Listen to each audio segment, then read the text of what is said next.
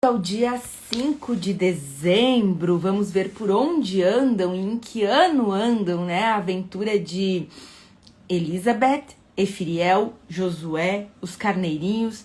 Vamos ver se Joaquim dá continuidade nessa história conosco? Vamos lá, então. 5 de dezembro.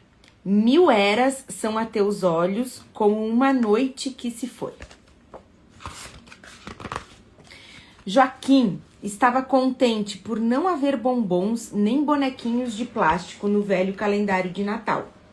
Mas seu pai estava errado quando disse que atrás das portas só havia figuras.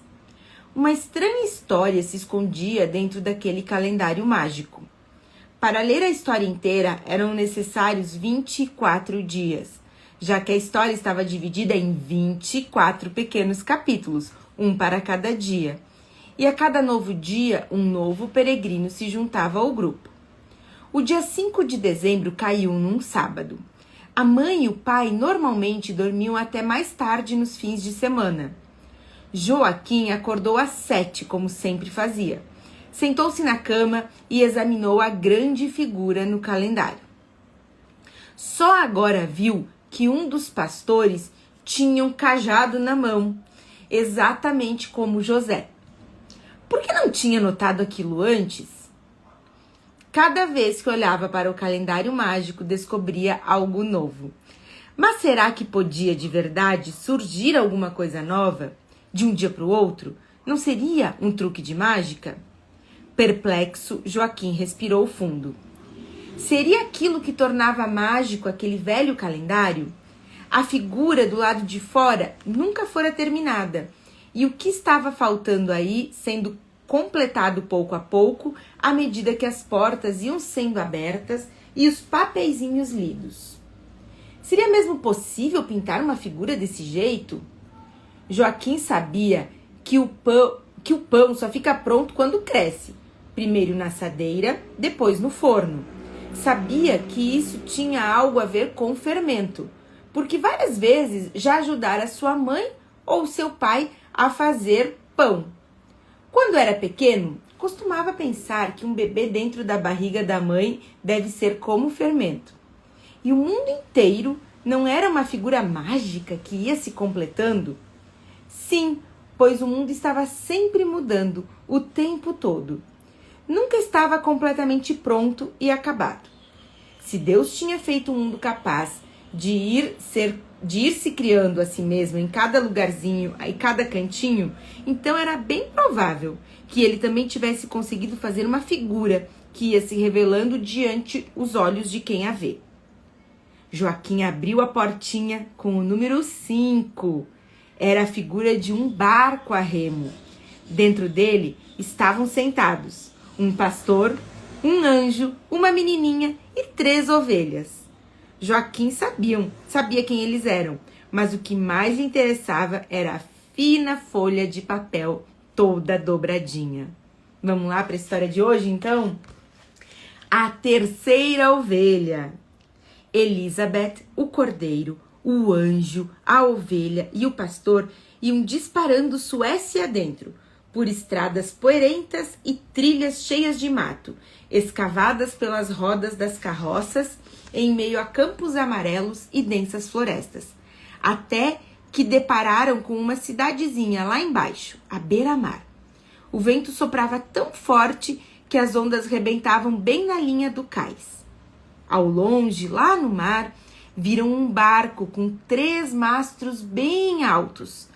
Lá na entrada da cidade havia um grande castelo. Estamos em Halland, disse o anjo Efriel. A cidade se chama Halmstad e essas ondas vêm de Kattegat. O relógio indica que já se passaram 1789 anos desde o nascimento de Jesus. Ainda estamos na Suécia? Perguntou Elizabeth. Sim, mas tudo isso fazia parte da Dinamarca e não faz muito tempo. Josué, o pastor, disse que agora deveriam se apressar. Começaram então a atravessar uma paisagem que ia ficando cada vez mais plana à medida que avançavam para o sul. Entre campos abertos e pastagens cercadas havia pequenas vilas, cada uma com uma igrejinha e poucas casas. Corriam por densos bosques, quando Josué, o pastor, parou e se ajoelhou ao pé de um vidoeiro. Encontraram uma ovelha presa numa armadilha. Deve ser uma armadilha para pegar lebres ou raposas, falou. E soltando a corda que prendia a perna do animal, acrescentou: mas agora esta ovelha vai conosco até Belém. Sim, pois ela é uma de nós, disse Efiriel. E a ovelha fez bé, como se respondesse, e continuou balindo, bé, bé. Seguiram em frente, primeiro o cordeiro e as 2 ovelhas, atrás o pastor e por último Elizabeth e o anjo Efiriel. Entraram numa cidade e pararam diante de uma velha igreja, com 2 torres altas sobre a porta de entrada. O anjo disse a todos que estavam em Escânia que a cidade se chamava Lund e que aquela igreja enorme era uma antiga catedral. Olhou então para o seu relógio angélico e disse: o relógio indica 1745. Essa catedral majestosa já se ergue aqui há muitos anos, há muitos e muitos séculos. Igrejas e catedrais foram construídas pelo mundo todo e tudo começou com o menino Jesus, nascido em Belém. É como enterrar um minúsculo grão de trigo no chão e vê-lo crescer e encher os campos. A glória celestial se espalha muito facilmente. Elizabeth ficou pensando no que o anjo havia dito. Podemos entrar? Perguntou. O anjo assentiu e todos entraram na grandiosa igreja.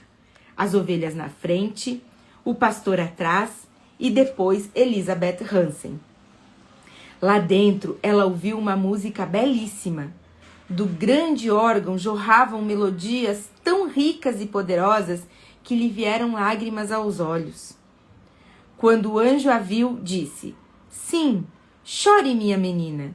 Essa música maravilhosa foi composta por Johann Sebastian Bach. Na época em que estamos agora, ele está vivo lá na Alemanha.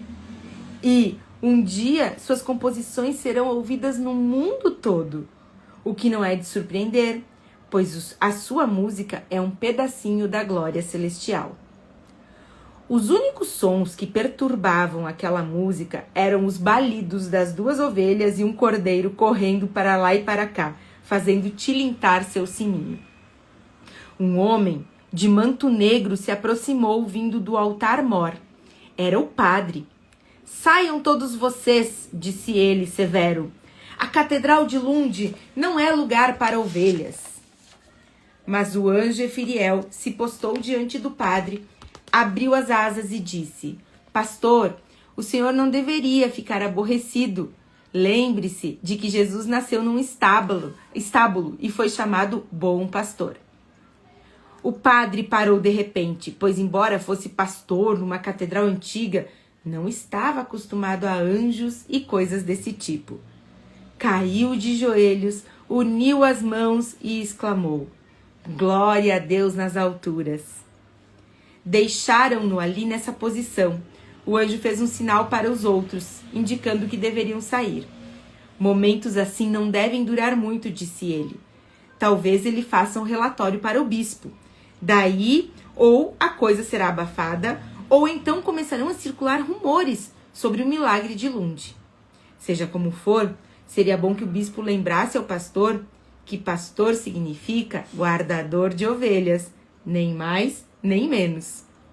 Josué bateu seu cajado na parede da igreja. Para Belém! Para Belém! E saíram em velocidade, passando por um grande parque repleto de pássaros. 2 ou 3 soldados vinham a cavalo na sua direção. Quando viram a animada procissão, gritaram: alto! Os soldados chegaram a galope, mas quando iam desmontando para prender Josué, o pastor, sumiram como orvalho à luz do sol. Elizabeth ficou boquiaberta, pois os peregrinos continuavam no mesmo lugar em que estavam antes da chegada dos soldados. Sumiram! Exclamou ela. A risada do anjo parecia o murmúrio da água.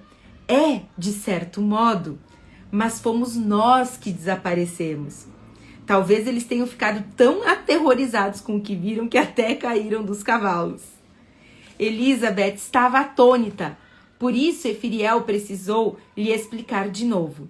Estamos viajando em 2 direções ao mesmo tempo. Uma dessas viagens é para o sul, rumo à cidade de Belém, na Judéia. A outra atravessa a história e chega até a cidade de Davi, na época em que Jesus nasceu. É um jeito muito especial de viajar. Muita gente diria que é impossível, mas nada é impossível para Deus, pois 1000 eras são a teus olhos como uma noite que se foi. Mas a estrada para Belém é exatamente a mesma. As palavras do anjo deixaram Elizabeth admirada e ela as guardou no coração. Evitar os perigos torna as coisas mais simples, comentou Josué. Se não podemos escapar de padres severos ou soldados bravos dando um passinho para o lado, então temos que dar um passo para trás no tempo. Às vezes, um passinho de 15 minutos ou meia hora já basta. Ditas essas palavras, puseram-se outra vez a caminho. Passaram por campos amplos e pequenos vilarejos. Logo conseguiram avistar o mar à distância. Em pouco tempo estavam numa praia deserta. Estamos no estreito de Oresund, disse Efiriel. Meu relógio indica 1703 anos desde o nascimento de Jesus. Precisamos atravessar para a Dinamarca antes que o século XVIII termine. Aqui está um barco a remo, anunciou Josué. Subiram a bordo, primeiro as ovelhas, atrás Elizabeth e Efiriel. Josué empurrou o barco e saltou para dentro dele no último instante. O anjo Efiriel remava tanto que a espuma levantava da proa. As ondas balançavam o barco e o sininho do cordeiro foi tilintando num som agudo ao longo de toda a travessia. Josué estava na popa. De repente disse: já estou vendo a Dinamarca. Fim do papelzinho. Vamos ver o que Joaquim tem a dizer?